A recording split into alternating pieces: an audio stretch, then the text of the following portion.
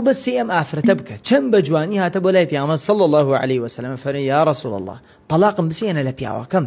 كان روجتي جوانا ستيت انا جينم عايزانم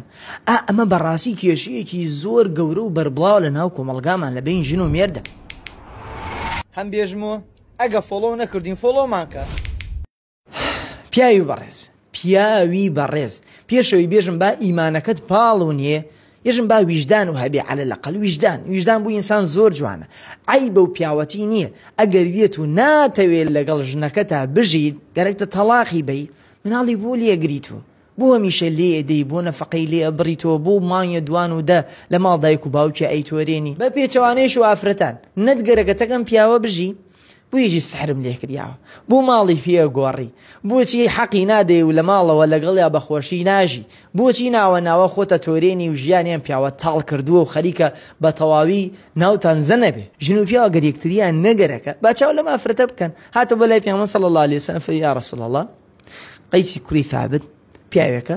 ڕواڵەتیم بەدڵ نییە زەواجم کردووە لەگەڵی لكني أكره الكفر في الإسلام من حزناكم بقولي خوب يا غمركم لآسي أم بياوم هم بدينه هم بأخلاق بس حزناكم لقال يا بجين بيا مصر صلى الله فرموا أتردين إليه حديقته أو بارش الزوي كداي بيتكو ماري بويا قريني تو فرمي بالي فرمي دكوات أي قيس طلاقي جيبه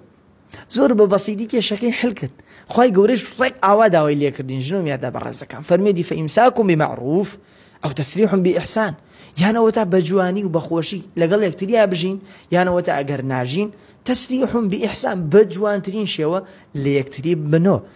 مەسلحەت و مادەی دنیا نابێ وا بە ئینسان کات بەرامبەرەکەی بەو شێوازە عەزیەت با دوای خوا حەقی لێ کاتەوە زوڵمە و فوسقە هەنێ جار شێتە قاڵبی کوفر ئەگەر تۆ ملت کەچ نەبێ بۆ شەریعەتی خوا سوبحانه وتعالى بە هەوا و ئارەزوی خۆت کارێ بکەی زۆرکەی لە ژنەکەت تا بێژێ تەلاقم بەیان بە پێچەوانەوە بە پیاوەکەت وابکەیتە هەر بۆیە ئەم ڕەوشتە نەهی لەسەراتوە و تاوانێکە لە تاوانە گەورەکان خوای گەورە بەختەوەری و خۆشی و کامەرانی بخاتە نێوان ژن و مێردەکان